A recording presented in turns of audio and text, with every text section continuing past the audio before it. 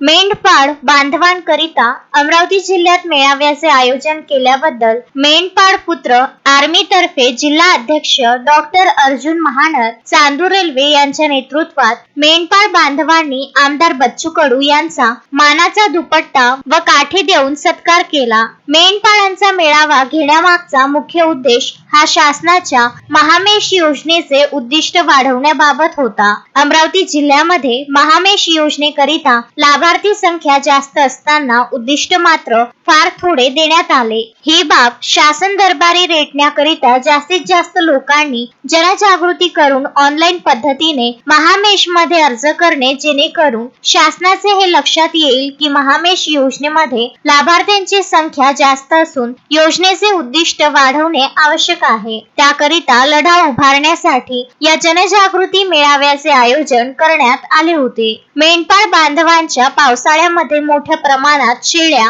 व मेंढ्या मरतात, याला शासनाकडून नुकसान भरपाई अनुदान मिळण्यात यावे तथा मेंढपाळ बांधवांच्या मेंढ्यांचे व शेळ्यांचे शासनाकडून 1 रुपयात विमा योजना ही पुन्हा सुरू करण्यात यावी, यासह अनेक मागण्या सदर मेळाव्यात करण्यात आल्या। याशिवाय बाहेर राज्यातील राजस्थानी मेंढ्या चराईकरिता अमरावती जिल्ह्यामध्ये येतात, त्या येताना भरपूर प्रकारच्या रोगराई घेऊन येतात। ते कायमस्वरूपी स्थलांतरित मेंढपाळ कुठलीही लसीकरण जंत निर्मूलन करत नाही, त्यामुळे स्थानिक जनावर हे रोगात बळी पडतात व स्थानिक जनावरांचा चारा संपवून या जनावरांना उपासमारीला सामोरे जावे लागते। त्यामुळे याविषयी पथदर्शी असा निर्णय घ्यावा, अशी मागणी मेंढपाळ पुत्र आर्मी जिल्हाध्यक्ष डॉक्टर अर्जुन महानर यांनी आमदार बच्चू कडू यांच्याकडे सदर मेळाव्यातून केली। यावेळी अनेक मेंढपाळ बांधव उपस्थित होते। दूसरी नजर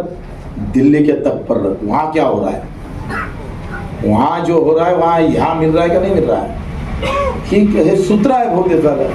आणि हे सूत्र जर तुम्ही डोक्यात ठेवले नाही आणि मेंढ्याच हाकलं भेटले बसले तर मला हाकला एका दिवशी चाललं जाईल डुबून आपण। असं नाही करावं लागेल, मेंढ्या जरूर हाकला पण ते दिमागानं। आता काठीचा गेला जमाना, आता तंत्र आलं, ते टेक्निकल आपल्याला स्वीकारावं लागेल ना। बदलत्या दुनिया में बदलता व्यवस्था भी करना पड़ेगा।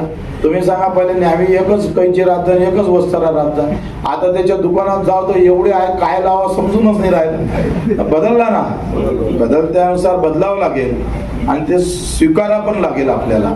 त्याचं चिंतन मंथन बैठक तू फक्त आता आचारसंहिता 5 ऑक्टोबरला लागते, 5-7 ऑक्टोबरला लागतं। आता धावपळ करण्यात मला वाटतं काही फायदा नाही, म्हणजे विहिरीत उडी टाका बगर बुडी घेऊन वापस यावं अशी अवस्था राहील।